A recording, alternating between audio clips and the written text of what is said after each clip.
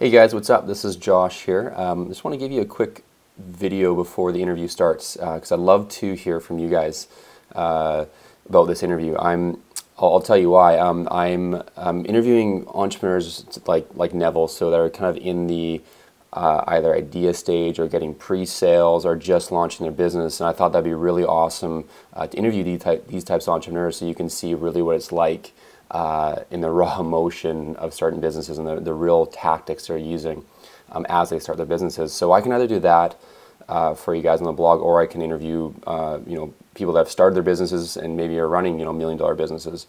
So there's two different types of entrepreneurs I can interview and focus on. I was thinking the former, like Neville, and I'd love to hear what you guys like about this interview and what you want to see more of in the future, because I like to provide a bunch of interviews for you guys this year. It's quite fun, and I just want to hear from you guys what you guys want and like here. So please comment below, either during the interview or after the interview is over, in the comment box below, and I would love to hear from you. Enjoy the interview.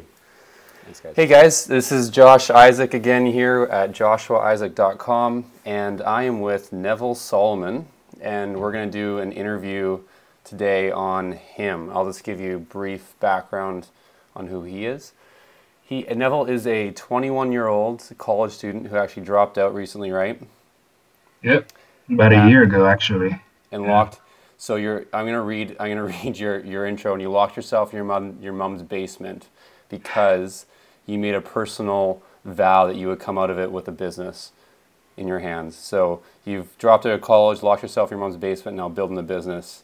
And this is actually a really cool interview, and one I'm pumped about because I don't remember the story, but you reached out to me and we were doing coaching calls and all this stuff, and you're this young kid that wanted to start a business. Didn't really have anything at that point, but I was helping you along the way. So how did we meet again?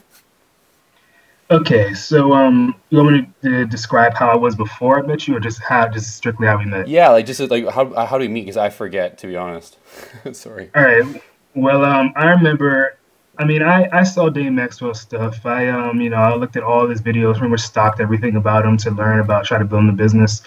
And I guess probably you don't want me to go too in depth, but all I know is, I was trying the emailing people, the calling people, and at some point I got stuck. I remember the last person I talked to before I talked to you, the last industry I talked to before I talked to you was farmers. I think it was farmers, but it wasn't working out the way I wanted. Not many people were responding to my emails, and I felt stuck, and I was like, oh my gosh, how am I going to build a business, if I can't make things work out? Mm-hmm. So I was like, okay, hey, I'm going to go back to the foundation website. And I was like, hey, people actually passed the foundation. So why not just ask them how they did, reach out to people, see what happens. And no, that's not, okay. There was a person, his name was Pascal Wagner. Okay, yeah, Pascal Wagner. He actually had a blog that detailed his way into formation, his journey into formation. And he had a section that actually had where you could view people's emails who were in the foundation, find their information. So I noticed that, and I saw, I went down the list and I saw everyone's email that was in the foundation, and I think I emailed everyone. I just emailed everyone on the list, and I was like, hey, I'm not in the foundation, but I'm trying to do everything that they teach in the foundation. I desperately want to build my own business. I want to be able to travel the world and live my dream. I was hoping you could please help me out. Can help me out with this. What was I trying? I was trying to figure out how to get people to speak to me. Yes, the problem was I was having trouble getting people to even talk to me and tell me their problems. That was the hardest part. And I was stuck on that for So months. You were having a hard time getting customers to speak to you. So you started reaching out to foundation people who had done it before. Yeah, getting the people, because they teach about how call people, find their pains, and then you try to solve the pains. But I was having trouble getting people to even want to sit and talk to me about their pains. They didn't want to have anything to do with me. So I was stuck on that. So I emailed everyone asking them to help me, and I put at the end I don't have anything to offer in return. I'm really sorry, but please help me out. And you and a few other people responded and helped me out. So it was through people such as yourself. I learned about things like reaching out to people through LinkedIn. Things like that. You specifically, you were a person that you called me and, you gave me help. And I believe you were the one that taught me like to how to actually cold call people and do it in such a way that actually respond to me. So All right, I'm really let's stop thankful there to because you. that's going to be a really good thing to discuss. That's cool. So where are you at? So we like basically we so you probably emailed me, then I called you and we talked, and then I started helping you out, right? Yeah, Okay, yeah. sweet. Well, so I just want to give a brief overview where you're at now. So with your business, where are you at? You're at a few pre-sales and you're almost at a beta, or just tell us where you're at. All right. So I have three pre-sales currently in the software. I could have more if I work towards it, but in my head, I want to have people. I want to have people that are using it immediately and give me money instead of they Yeah. pay 3 months in advance. I don't have any cash flow Yeah. during that time. So I got three pre-sales before I even started building the software. Then after the software is built, it's in beta now. I have four. Well, technically, I have seven people using it. Four of which are actually people that so I'm forgetting my numbers. I have nine people using it total. Four of which are actually like people that I just reached out to, and they're going to pay like as soon as it comes out because they didn't pre-sale. Some people are people that paid in advance, and other people like influencers who will eventually reach out once they like the software. They're going to tell their blogs about it, their blog audience about it, and refer me to more people. Okay, cool, cool. So so I guess let's start from the beginning. So you wanted to start a software business. Why did you want to start it? What was your reason for wanting to start a business? We're starting a business or starting a software Well, business. let's say, why do you want to start a software business? Okay. Honestly, when I first took the year off, I didn't know what the hell. At first, I wanted to build a blog Yeah. because I was just looking at internet. I wanted to build a business that could let me travel the world. So I started, I learned okay, blogs are what people do to make money online. So I tried making a blog about inline skating. That didn't work out. So I remember I was on the Smart Passive Income blog, which is by this guy named Pat Flynn. Then I saw an interview by Dave Maxwell from that on that blog, and he was the one that was saying, software is where it's at because it can do such and such. It can have recurring revenue and stuff like that. Um, so I was like, okay, listen to the interview. It sounds like software is cool, so I want to learn more about it. So that's why I went to the foundation.io and just learned everything about it. And I was like, okay, yeah, I'm definitely gonna do software. This is what I'm gonna do. Okay. And why, like, what was your reason for actually starting a business? Because you dropped out of school. Like, why are you doing this hard work to start a business? Um, I realized a while ago that my dream in life is to travel the world, and it has to be under two conditions. It has to be freely, which means that it's not just like a 2 week vacation where then I have to go back to my desk job, and without a budget, meaning that I don't have to try to scavenge for money everywhere I go. I have to work odd jobs or I go just to keep going. So I had to have those two things. And I originally wanted to be a lawyer, but I realized I can't do that with being a lawyer. And all jobs that are usually available in the world, they don't offer those two things to me. So I remember I was in college one day and I was doing an essay, and it was an in-class essay, and I looked at my paper and I was like, why the hell am I doing this? And I literally just put down the pencil and walked out of class, like while mid-class, and I just checked out. Like I just checked out, and I went to my dorm, and I just looked up everything on internet businesses, and yeah, I kind of like the last month of the semester, I just stopped going to class and just like planning on how I'm going to build a business when I leave. Hmm. That's awesome. That's really cool, man. It's all, I like to hear that because it's nice to see like people's whys and why they do things because it's not, as you can probably tell, we'll talk about in this interview a bit, but it wasn't an easy road getting to where you are now. Absolutely. And I know because we've talked throughout it. But let's start like basics too. So I last interview I did with Steve Earle, and he had just been doing ID extraction calls. So he's actually Hmm. not nearly as far as long as you are.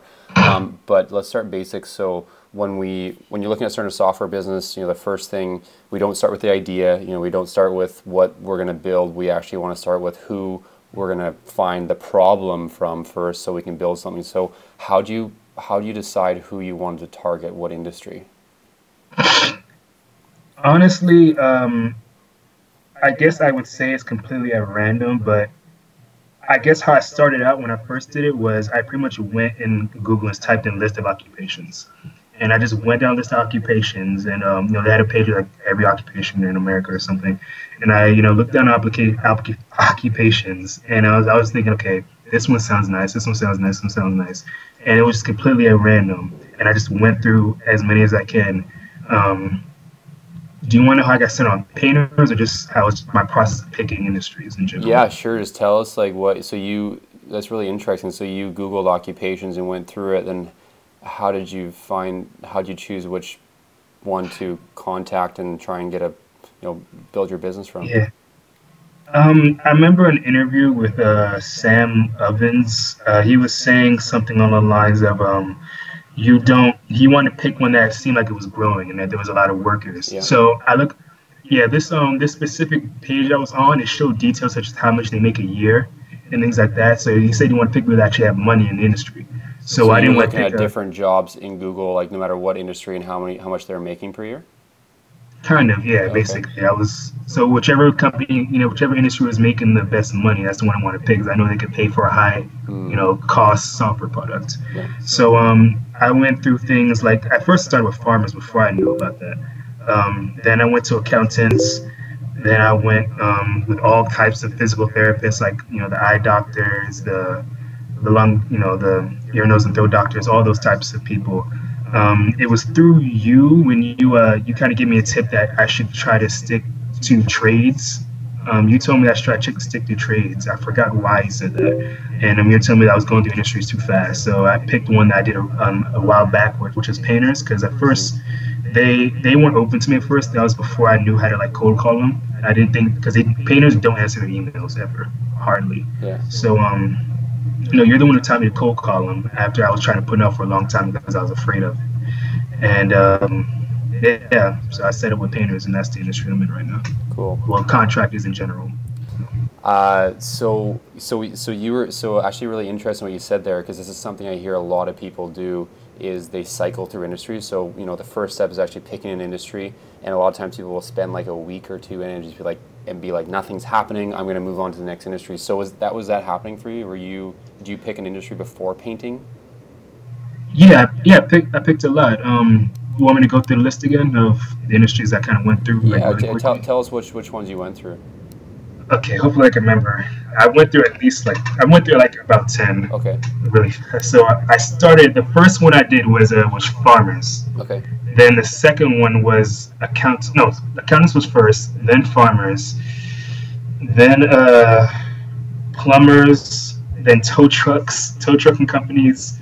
Then let's see. Then I went through like a whole list of trades. No, I mean physical therapists. So eye doctors, ear, nose, and throat doctors. Oh, podiatrists. I did try podiatrists. And some of these people actually were able to get in contact with, because after I learned about reaching out to people through LinkedIn, I was actually able to get on the phone with consistently. Now, lawyers was the one before paying that I almost was about to build a software product, and I actually made the mock-up and everything, and was probably looking to get pre-sales soon. But I stopped it for a few reasons, but I don't know if you want me to go into that. Sorry, go ahead. Yeah, I was going to say, basically, the reason I kept switching out to different industries, because I remember on one of Dave Maxwell's videos, he was mentioning some kind of like green light list, so you can know when an industry is good to go into. And every time I would see a list, every time I go to an industry, I like, okay, does this go through all the lists? Does this, check out for everything? And I'd always see one thing that kind of didn't check out. So eventually, after like 2 weeks, I was like, you know what, no, or I can't find actual pain in this that's good enough, stuff like that. So that's really interesting. So what do you think made painters work for you? Why did that industry work and the other ones weren't?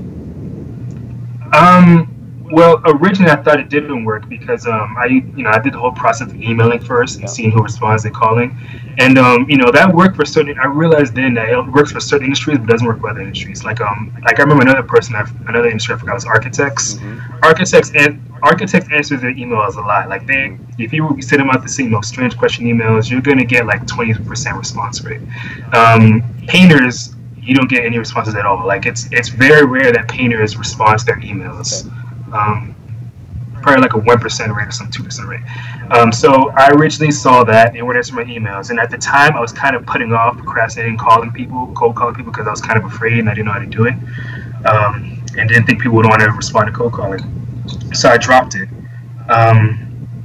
What was the question again? Why did painters work? Because you were cycling through industries, and I think I remember us talking about, because you wanted to switch from painters when we were talking on the phone, but you didn't. Yeah. So why did painters work and the other industries Okay. didn't? Yeah. Now I remember. Yeah, because Vince, you told me on the phone, we had one of our calls that, I'm cycling through industries too much. I'm cycling through industries too much. So, you just find one and stick to one.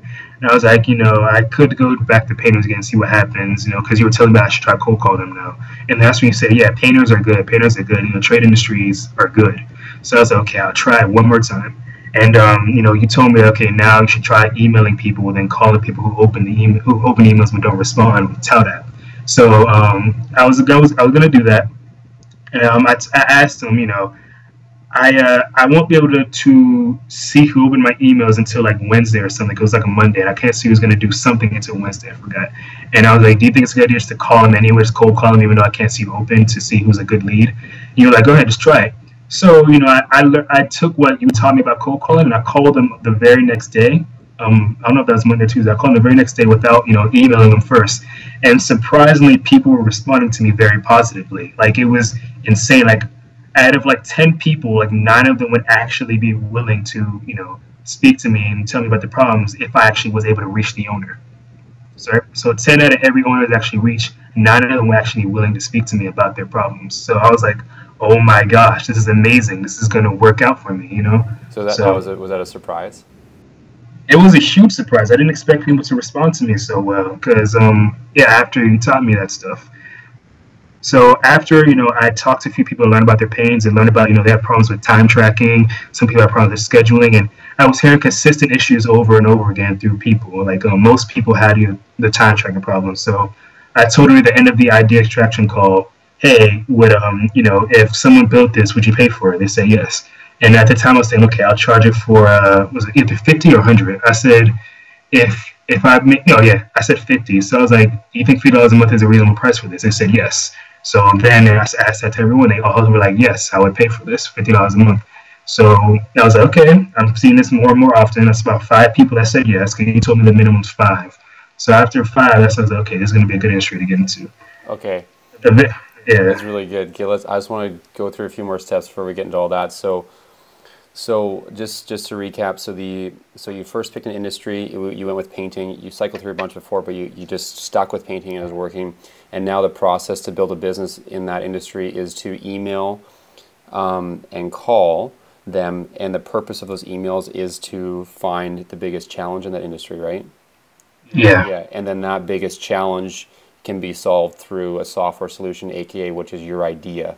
And that's kind of and you've pre-sold your idea, so you know it's viable. So that's kind of where we're going with this. So first, just quickly, like my question would be, what did your email say? So when you emailed people out, that's the first step, right? Once you picked your industry, what generally did your email say? Well, after I realized that painters, didn't respond to email and that cold calling was working out, I just didn't email them at all. Like in terms of trying to do idea extraction calls, I stopped emailing painters altogether. So I just straight cold called everyone to start idea extraction calls. I'll call them, then they would say, I'm not available, but call me back at this time and set an appointment. So I'll call about it. Interesting. So you actually, wow, that's actually really counterintuitive. So you didn't even email at all because they weren't opening. So I know. Okay, so that's interesting. You didn't even email at all then because you had to adapt to what the market was doing and they weren't even opening your email, so you just started calling. So my question, can you hear me okay? Yeah. Yeah. So my question for you would be, so where'd you get the list of painters from first? Where was that from? I realized a while ago that most industries, they have a directory of people. So particularly for painters, I typed in painter directory, and there's a special website called findapainter.com, and it has a directory of people with all the painters in the nation. You type in your zip code or type in an address, they'll show all the painters in the area. They'll show the company name, their number, and the owner's email. So I just went down. Well, no, sorry, I zoomed back a bit. You told me about Manta.com. So Manta.com is where I started out. But then I realized that there are painters that are unlicensed and there are painters that are licensed. And I noticed that the painters that usually are licensed, they're more likely to care about this sort of product because they seem to actually, have a stronger business. So that's why the findpainter.com is part of the PDCA, which is like an organization of licensed painters. So I went down that list, findpainter.com, and just called the people one after another. Wow, interesting. Okay. And what did you say when you called them? I actually have a script. Okay. You want me to pull it up? Yeah, I'd love to hear it. All right. Let's go to Evernote real quick. And I guess, I want to mention to, I guess, people that are listening that I've learned this firsthand that scripts that you learn from other people, there's in most like it can, but there's a chance that it might not work in your own industry because it's different for every industry. I mean, like how the example of email doesn't work in some industries. Saying this exact script may not work in another different industry. It's just I just happen to work for this and I had to adapt to it. All right, so first, on my notes, I always learned that when it came to cold calling, you pretty much taught me most of these concepts. Like you should literally smile while you're talking, happier. So if you're on the phone and you like actually make your voice like this, like while you're talking, actually, yeah, it just makes you sound more upbeat on the phone. Because I learned that your tone makes up like 80% of what's perceived when they're listening to you, not just your I words. love Because it. yeah, because I learned if I said the same script in like a very like just hey, hi, I'm Neville, I'm calling from blah blah blah. I'm trying to do this. They're gonna be like, who the hell are you? And they're gonna hang up. But if you say it in a happy tone, like you're actually trying to be friendly, you're their friend, you actually want to help them, they open up to you. So So the show us a script was difference. So what happens when you smile and say, "Hey, I'm Neville Solomon"? so all right. So yeah, hi. All right, I'll say the script. So Um, hi, I'm Neville Solomon, a college student from UMES, calling you from Greenville, Maryland. I got your info at Demanta.com. Basically, I'm doing a research project to find the biggest challenges that painting companies are facing. And I'm trying to talk to about 100 or 200 of them to try to find the most consistent challenge among them, and then I want to solve it through some form of software. So that's why I'm calling you, because I'd like to hear your thoughts and input on the biggest challenges that you feel the industry is facing. And if you feel there are any challenges that you're personally facing in your business, I'd love to hear those as well. And that's kind of the script I go to when I was first trying to do idea extraction. And I noticed that I I can tell the reason why I learned that that doesn't work out because I remember I was at my friend's house. I was like, oh my gosh, I need to go home and do more idea extraction calls today. I need to call more people. And I was kind of rushing. So I got home like really quickly because I didn't want to miss the time that, I like to schedule this for. So I got home and I just picked up the phone. I was like, okay, I'm ready. And I called them, but because I was so rushed and I wasn't relaxed, I was tense because I just wanted to get this out the way. They sensed that. If they sensed something, everyone just hung up on me where people usually be happy. So now, if I want to do this and I want to do this the right way, I start by just relaxing myself. Like I watch my favorite anime or TV show, relax, smile a bit, listen to music, and then once I feel like I'm generally a relaxed, good mood, then I know like I'm naturally gonna sound happier. So that's when I pick up the phone, and to deal with nervous, I also stood up because I heard that if you stand up like while you're doing this, it makes you more automatically more confident. So I stood up and I was like, put on the smiley face. They say hello, and I say, hey, Ron, my name's Neville Sullivan. I'm a college student at UMS calling you from Greenville, Maryland. I got your info through Mentor.com. Basically, I'm doing a research project to find the biggest challenges that, painting companies are facing. And I'm trying to talk to about 100 or 200 of them and try to find the most consistent challenge among them. And then I want to solve that problem through some form of software. So that's why I'm calling you, because I like to hear your thoughts and input on the biggest challenges you feel the industry is facing. And if you feel there are any challenges that you're personally facing within your business, I definitely love to hear those as well. If that's all right with you. And usually people be like, they pause a little bit and they be like, okay, sure, sure. And sometimes they'll be like, most of the time they'll be like, all right, call me back at this time because, I'm kind of busy right now. So I'm like, okay. And I set the time on my calendar and then they talk. Wow, There that's are, awesome. yeah, knowing what I know now, there are a few refinements I can make to this to make it even better. Like, 'cause I learned little bit of principles, but this generally worked out for me. That's awesome. That's so cool. So you were saying you get 9 out of 10 people saying like actually talking to you. Yeah, and this even worked in another industry I think once. Cause I actually tried this out in another industry just to see like 'cause I just want to check and see if painting was actually a good idea. So I tried this out in the auto industry, and people were responding to me as well.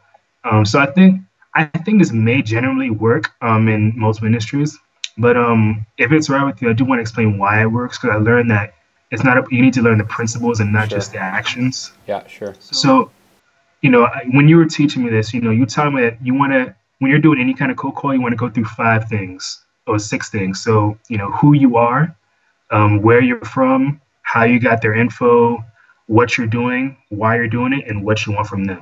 So, you kind of helped me write this out. So, who you are, because I segmented the script. So I said, who you are, I put, I am Neville Solomon, a college student at UMES. Two, where are you from? I'm calling you from Greenbelt, Maryland. Three, how you got their info. I got your info through Mansa.com. Four, what are you doing? I'm doing a research project to try to find the biggest challenges that X businesses are facing right now. Five, why you're doing it. I want to talk to 100, 200 companies, to try to find the most consistent challenge among them, and then I want to solve their simple software. And six, what do you want from them? So that's why I'm calling you, because I'd like to hear your thoughts and input on the biggest challenges you feel the industry is facing. And if you feel there are any challenges that you're personally facing within your business, I'd love to hear those as well. That's awesome, man. That's really cool. So I'd like to put this into a document that we can give away to the people listening here. That's really good. So a question is one thing you did really, really well there, which I picked up. Why did you say that you want to hear about the challenges the industry is facing instead of going right into saying, I want to hear what you're facing? Why did you say that first? That's a good question. Actually, that's one of those things that I didn't question. Like we kind of just went over it and, kind of would have been good to be able to say fill the industry. But I'm guessing, that the reason that's probably a good idea is that you're kind of not putting them on the spot immediately and just going straight into their problems or just directly, making them feel uncomfortable by just talking about them directly. But you're kind of getting their opinions like something outside of them and then we gradually get into them. So I'm just assuming that's probably why, based on my current knowledge. That is like a rock star piece here in this interview. That's like a little tiny thing that like is like the 80-20. That is huge because what you're doing there is, I believe the reason why, I guarantee if you just said, I'm looking to find out what challenges you're facing, you're not going to have that 9 out of 10 people responding. But with the simple thing that you said, I'm doing this research project, getting hold of 100 to 200 painting companies, trying to figure out what the biggest challenges in the industry are. And then you said, in addition, if you're feeling you're facing it too, I'd love to hear that too. That simple thing, I think, is what's boosted your rate up. I Probably. think totally. Probably. That's huge. Probably. That's awesome. Yeah. Cool. So that's sweet. So you're doing the call. So you found their info. You're doing the cold calls. Then you're doing your idea extraction calls. So tell me what like a typical idea extraction call looks like for you. What do you do on those? Okay. I kind of go through this process. What's your goal of it first? What's the goal of the idea extraction call? To find the pain, and then once I find the pain, I try to figure out if they pay for it. Okay. And then I let them know that, hey, we'll be in touch if I find that consistent people find this pain. Okay. Pretty much. Yeah. So what would a typical call? What kind of questions are you asking? So you basically do the cold call, and they either say call me at a different time or they talk then. So that's kind of what happens there. Then when you actually talk to them and actually do your idea extraction call to find the challenges they're facing, what does that look like? Let me see if I actually have a document that shows that, because usually I just have these things. Okay. Did you pause it? Oh, we're good. I can cut stuff. Let's see. Oh, okay. Yeah, I actually have a step process. Okay. I write down a lot of notes. Okay. So I put like so first I have like 7 steps. So first step, find the pain. How I usually do is pretty much just ask them. I've learned I saw in some of the foundation videos that you need to just ask like certain types of questions like do you find it? You wake up in the morning? How do you do X, or how do you do X currently in your business? Like they have all those questions that you can find anywhere. I kind of didn't go through that. I just asked them like straight up, like what are the challenges you're experiencing, and they usually know straight up. I'm guessing in other industries, like you have to actually kind of investigate and try to realize they have the pain. But in this one, they just told me the pain straight up. I asked them what the challenges were. So they would tell me like okay, time tracking. or scheduling. And I ask, step two is, I ask after I found the pain, I ask, how do you currently deal with it? I ask them like, how do you Great currently do question. this? Great question. How do you currently do this process? Mm-hmm. Um, and they would tell me, and then I try to quantify it to try to realize how serious it is. So I'd ask them like, okay, so how step three, quantify it by asking, how often does that happen out of 10? Or, how often do they do the activity that has that pain in a month?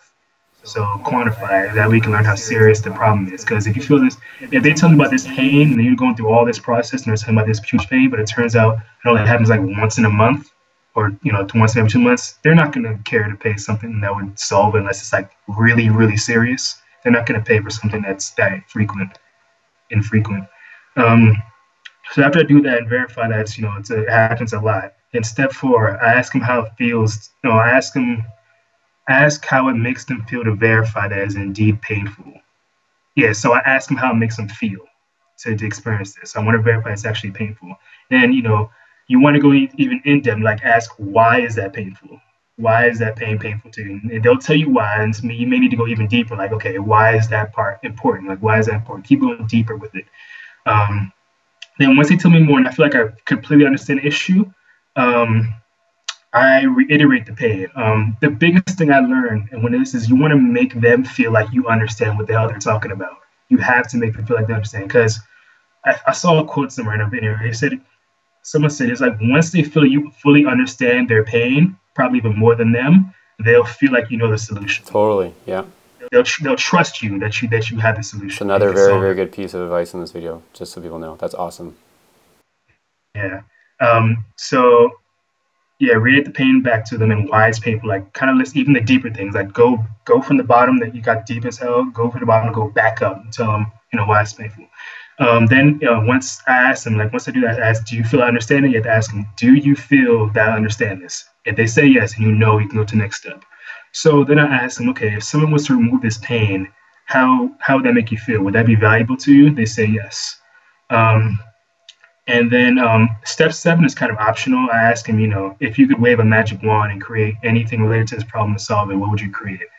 I kind of stopped asking because they say like really like off-world ideas. Yeah. So that has nothing to do with software. So I'm like, okay, I won't ask that. So then I would just be like, okay, if someone created such and such that did this, like a software plugin that did this, and you clock in through your phone instead of having to do physical timesheets and did like this, would that make you happy? Would that work for you? And they say yes. And then sometimes I just ask them, maybe the magic wand question does work. So I'd ask you, how, if you could build a software solution that could solve this, how would it work? Like, how would the process have to work? And sometimes they would tell you like how it works. So one person, when it came to the scheduling part, he actually told me, he wants it. So he puts it in his employees. He puts in the job information. He picks a day on the calendar, like click, click, click, picks those days. And he picks the employees that go there, and then he clicks confirm. And then it works. So, excuse me. So that's what would happen. And then, in the end, I keep asking them once again, if someone built this, would you think that'd be useful to you? They say yes. And then after that, I'd ask them, okay, would that be something you'd probably pay for if it came out? They say yes. And then I kind of think about ideas, I price in my head then and there, and I'm like, okay, would you pay this much money for it a month?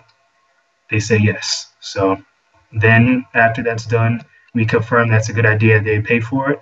They're kind of happy that maybe they might get a solution for it. Then I tell them, okay, I'm doing the research. Like I said, I'm doing this project to try to build a software product to solve this problem. So I'm going to go to other people, call other people in the industry, talk to them. If I feel that this problem is very consistent, I'm going to try to build a solution to do this. I'll make a mock-up and then come back to you. And they say yes, and then laugh, talk, we say our goodbyes, and then that's it. Sweet. That's awesome. That's a sweet process. So, and then how did you decide which idea? How many ideas did you end up coming across? For just painters? Yeah. 4. So there was time tracking, there was scheduling, there was estimating, and there was something about building a nice painting website. The most consistent one was time tracking. Second most consistent was scheduling. Third was estimating, and fourth was SEO website. So I picked time tracking because it was definitely the most consistent, but time tracking was second. I mean, scheduling was second consistent, but I realized time tracking and scheduling kind of go hand in hand. So we decided to put them both into one software product to please more people at once. Okay. And how do you know it was most consistent? It was just just literally the number of people that said that was their pain. Yeah. Okay. Yeah, I didn't really write it down. I just knew, Okay. like, just, I just knew. And how many people do you think you had like idea extraction calls with? Painters,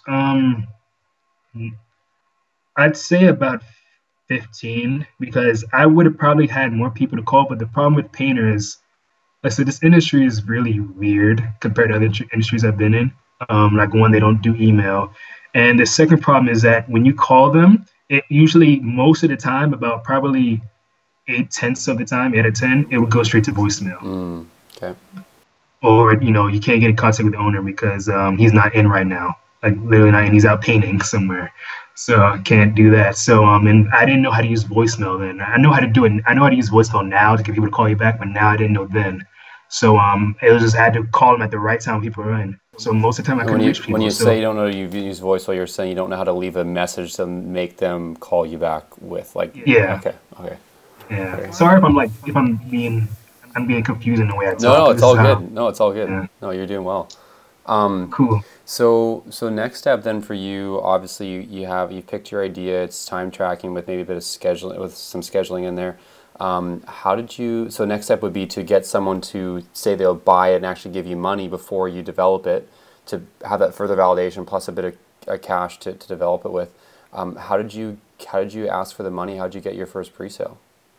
All right. So I thought about it. I learned about pre-selling, from the foundation, a little bit from you. Um, I thought about it, and I was nervous to do pre-sale. I didn't think it would work at first. I honestly didn't think it would work. And I thought, you told me that you pre-sold people without even making an info pack or anything like that.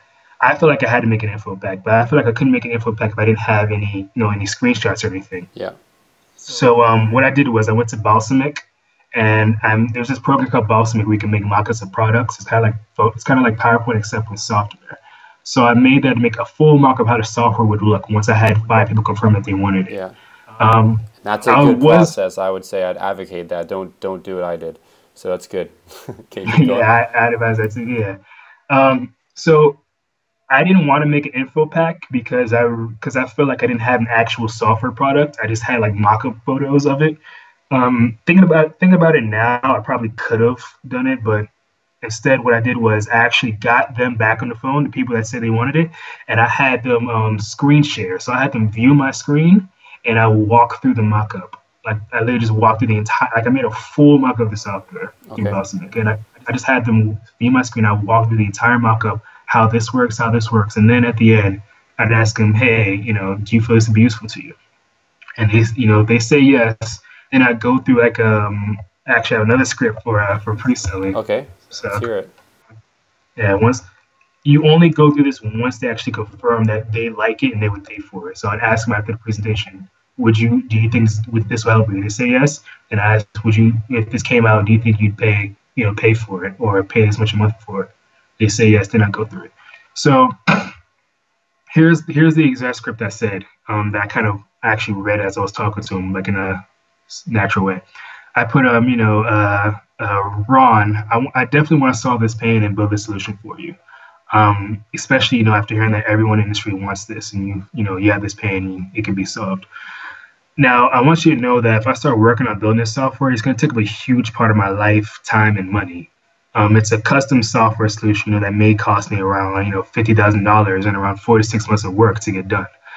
Because of this, it's going to be a huge risk for me as an entrepreneur to do what it takes to make this for you guys. And they usually go like, yeah, And because of this risk, I'm looking to find founding members who are committed to one of the solutions, so I know it'll be worth the time. Yeah. Yeah, because of this risk, I'm looking to find founding members who are committed to one of the solutions, so I know it'll be worth the risk, the time and capital. So, I try to, get them to fully understand why I'm doing this in the first place, and help them fully understand. So then after I say that, they usually go like, yeah, I understand. So I say, this is why I want to make an offer to you. That if you become a committing founding member and pay 3 months in advance, I will give you 10% off for life. Not only that, but if for whatever reason I decide to raise the price down the road for future members, your price will not change ever from, $90 a month, which is what I have it. The 3 month subscription won't start until about a month after the software gets in your hands, while I work closely with you to take out any bugs and, do any refinements.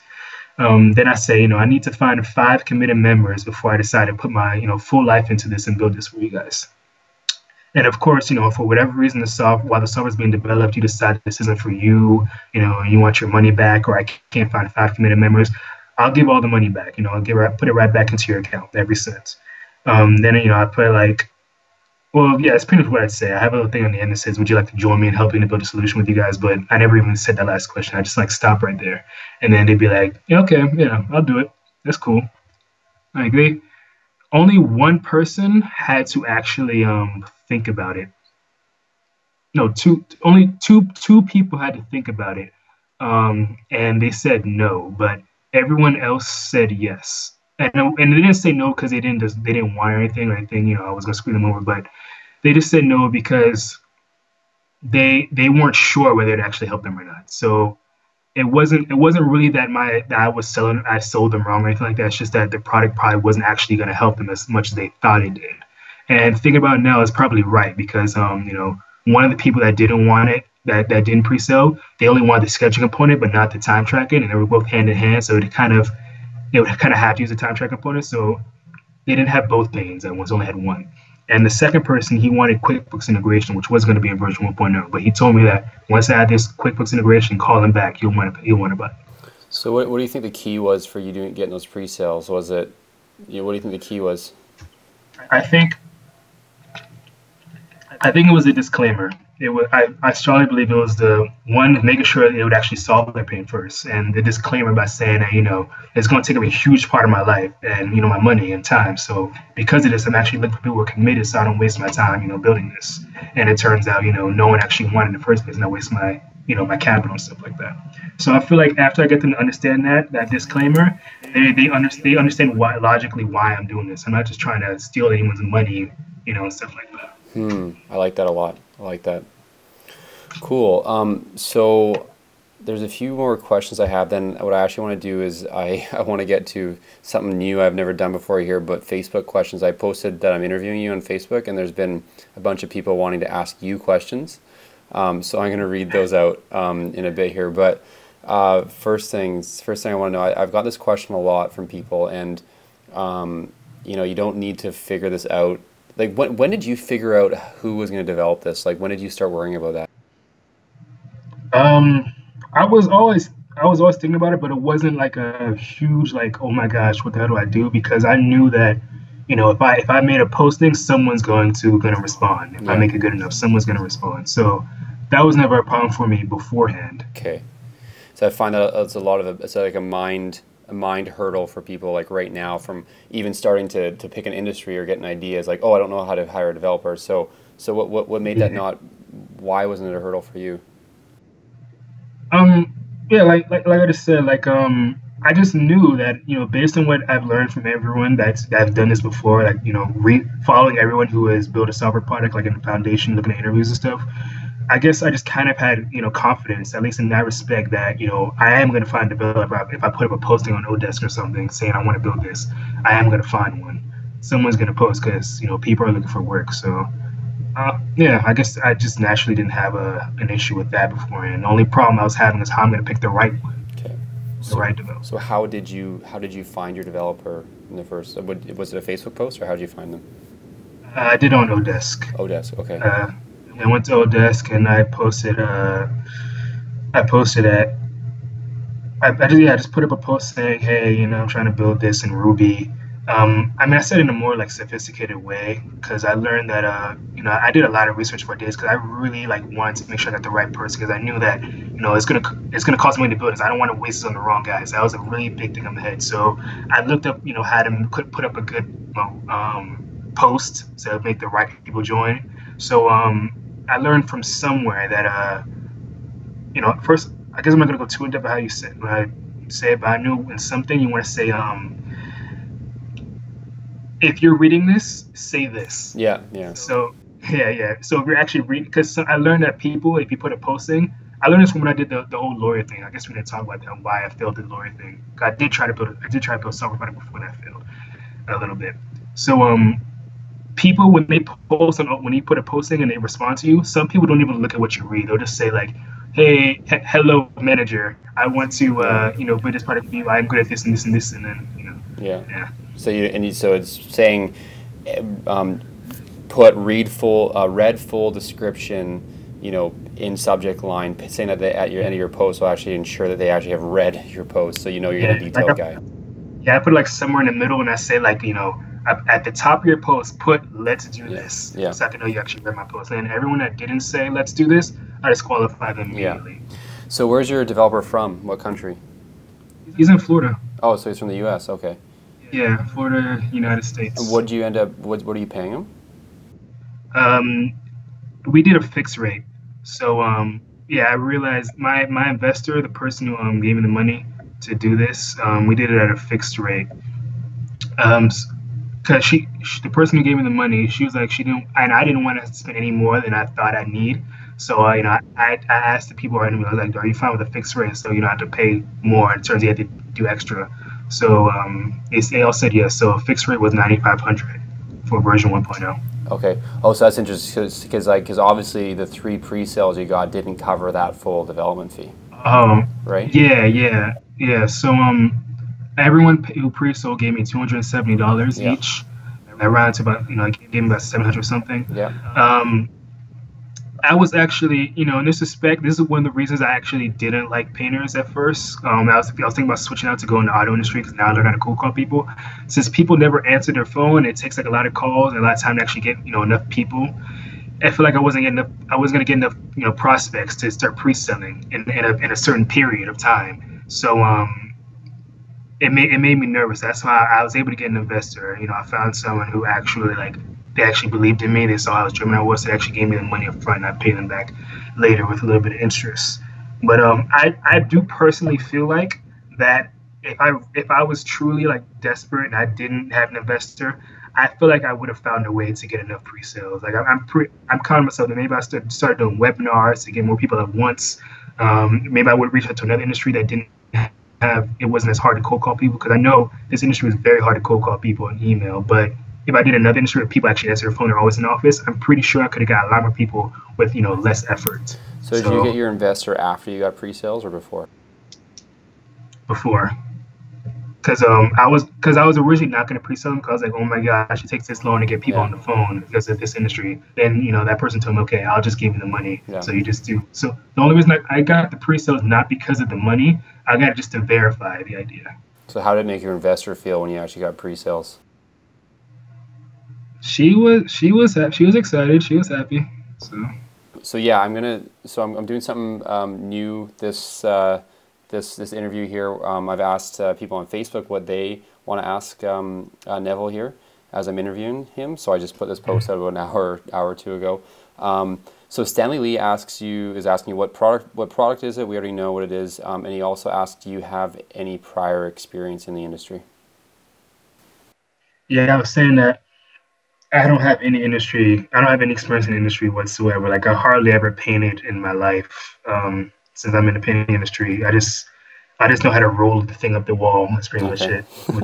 And that all I know is, I learned previously that it's not about, you don't have to know the entire industry. You just have to know the pain, understand the pain. I remember Dave Maxwell, he always says, find the pain, find the pain, find the pain. When I read his interviews, that was the most common thing. So once you know the full pain and why it's painful to them, I feel like you're already set to solve it. Cool. Sweet. So, and Stephanie Warner has a few questions here. So she said she'd love to know about your pre-sale strategy, which we already went quite in depth into. So we answered that for her. And she had a quick question. Did they start as cold leads? And I guess the answer is yes, they did, right? But then you had the initial idea extraction call, and then you went into the pre-sale on another call, right? I guess that's another thing I wanted to mention. I guess I didn't mention. You should build rapport with the people that you talk to. Don't just talk about pains, but actually just talk how'd you get into the business, or how was your week? Just learn a little bit, learn something about them outside of business. Cool. That's a huge point. because you the biggest thing when selling anyone or just like even when I was talking to people like getting new people into the software, like you need to build trust, and you build trust by building rapport, which is just having friendly conversation outside of business. Totally. Sweet. And then so she also asked how long did it take for development? Or I mean, I guess development's still going on. So how long has it taken? Yeah, we started development in around early September. It's January 20th now. Um, we released to the first user on December 22nd, I think, right before Christmas. So yeah, and then we've been refining since, still in beta right now. So November, September, October, November. So it's about 3 months of development. Sweet. Sweet. And she also said to tell you you're an amazing person. Actually, a BA person. That's what she says. Thank you. So one other quick question she had here is she'd love to hear about your mindset during this whole process. So maybe just a few seconds or a minute or so. Tell what has your mindset been? How has your mindset been throughout this process? I guess it's kind of I'm trying to think, like, it feels kind of broad question to me.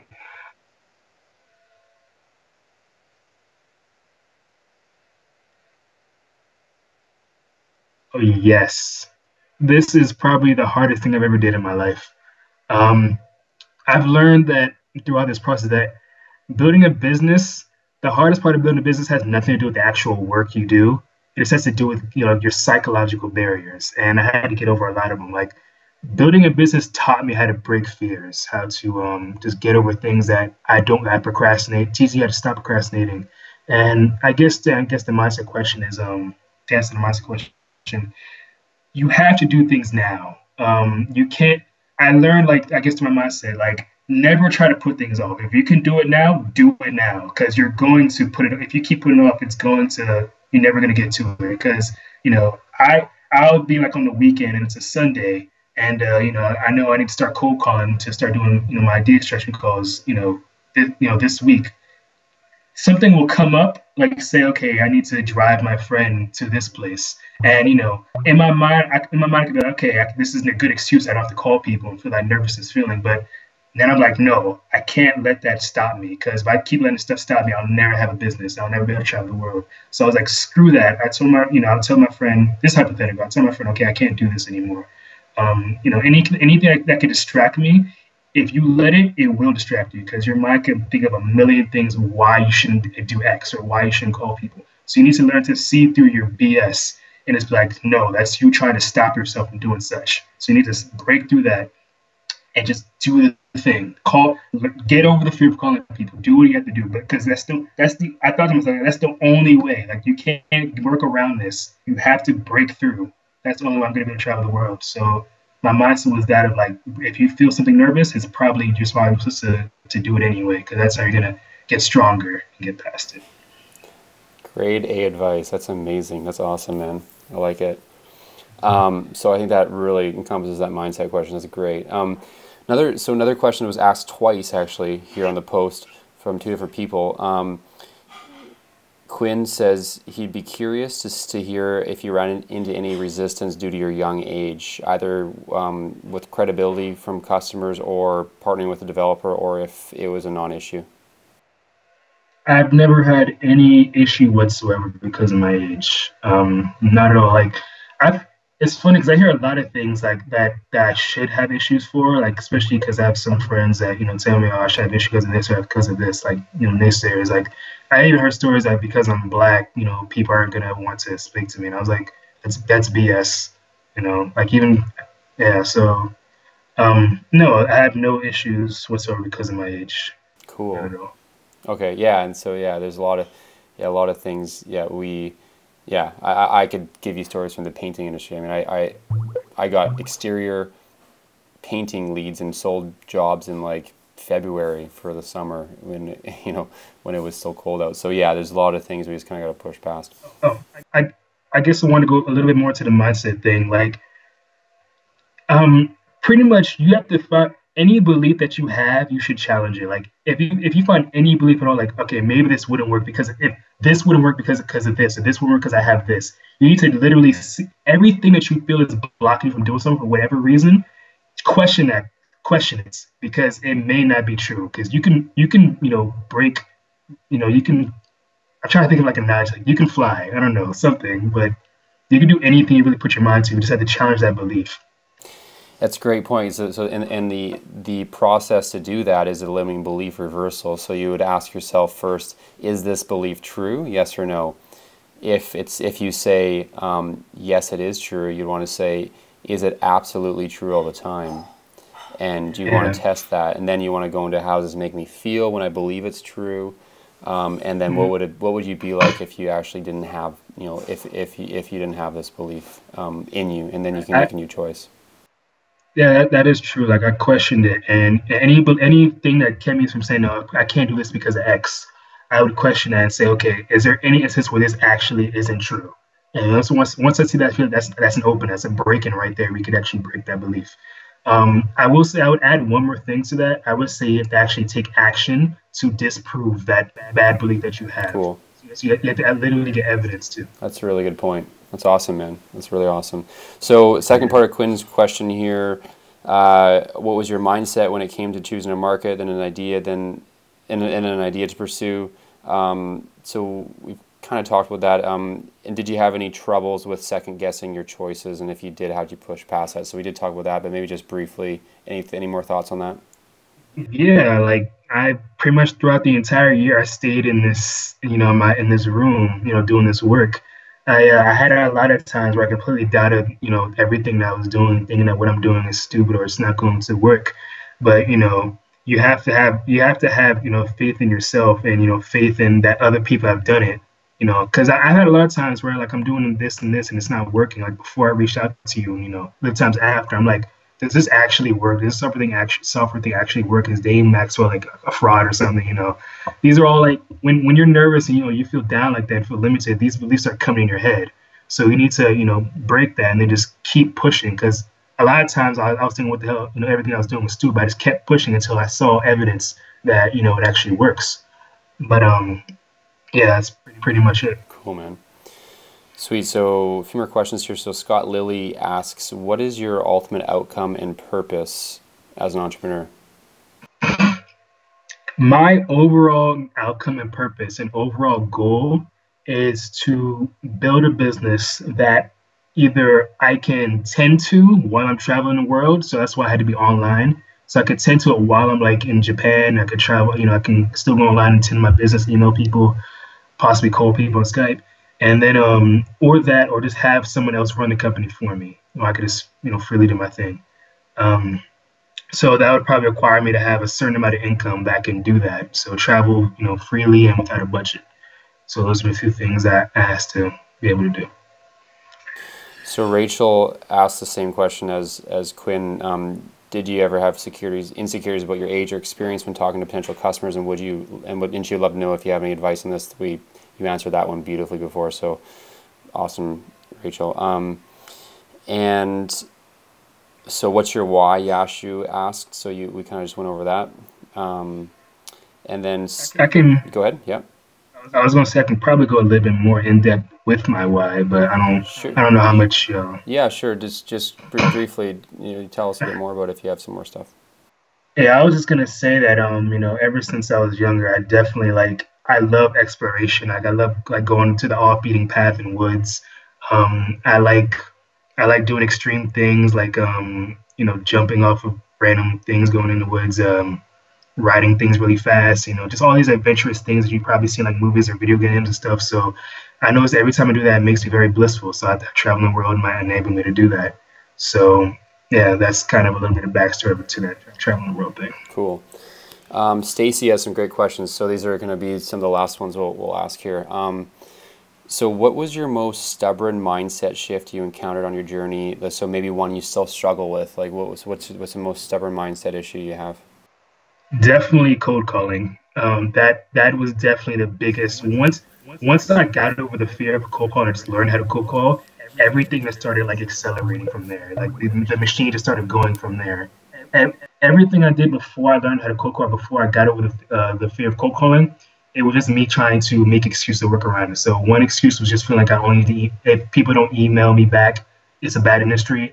If I can't reach people through LinkedIn, because some industries don't use LinkedIn, if I can't reach people through LinkedIn, it's a bad industry. Things like that. And I realized that I just kept avoiding it. So once I learned how to cold call people, that's when I realized, hey, I could do this in the industry now. Might work. Things will work out now. It's just a matter of time. Cool. Okay, so last questions here for you. So I would like to know, just to close off the interview, what is your biggest obstacle? So this whole process, what was your biggest obstacle?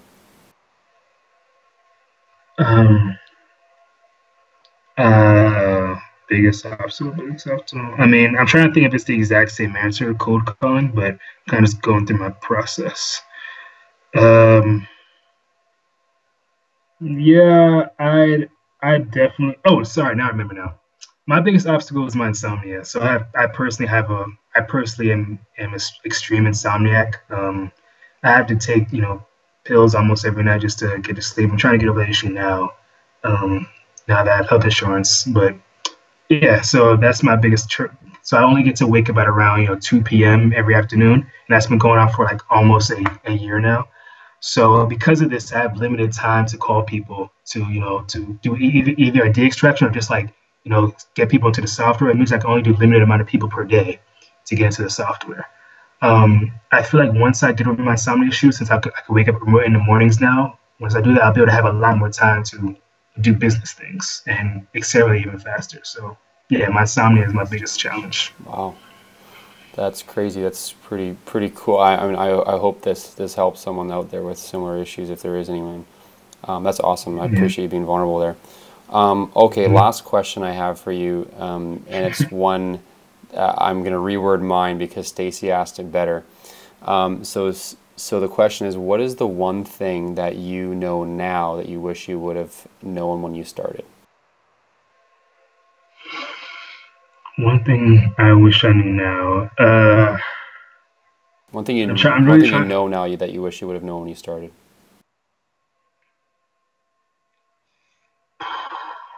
I mean, there's a lot of things. Like I'm trying not to say cold calling again because, like I said, that's the biggest thing. The thing that I wish I knew now. I mean, that I knew now that I wouldn't know earlier. Yeah, I honestly can't think of anything, but it's I'm glad. And one, of course, I would say don't don't try to build a blog, try to build software. But that's what I did. The first few months of me during that year, which is me trying to build a blog, which failed. But yeah, I'd say the biggest thing now is like how to cold call. Okay. If I knew how to cold call then, yeah, everything I would have probably been a lot better off even now. Everything would have probably been done in like May or something. I would have already had like a software product with making money and stuff. Okay, I'm actually still going to ask you my last question because I think this is going to be good. So, to close this off? What is your most valuable piece of advice you can share with the JoshuaIsaac.com listeners here that they can take action on right away? Get over your BS. just get the hell over your BS. Your mind constantly makes excuses. Your mind will make excuses to not do anything that makes you feel uncomfortable. You have to realize that if that's happening, you have to realize that if you have something to do if you already said yourself you're going to sleep at 3 p.m. and it turns out you feel like, oh, I have to take out the trash, or oh, I need to walk my dog, I don't have time to do it right now. That's your mind BSing you. It will make things even if you don't realize it. You need to get over that BS and just do the thing. You need to get over your fears. Every fear you have, once you solve it, you get even stronger. And once you get stronger, you have more opportunity, better, strength to build a business and do whatever. It doesn't have to always apply to business, but it applies to everything.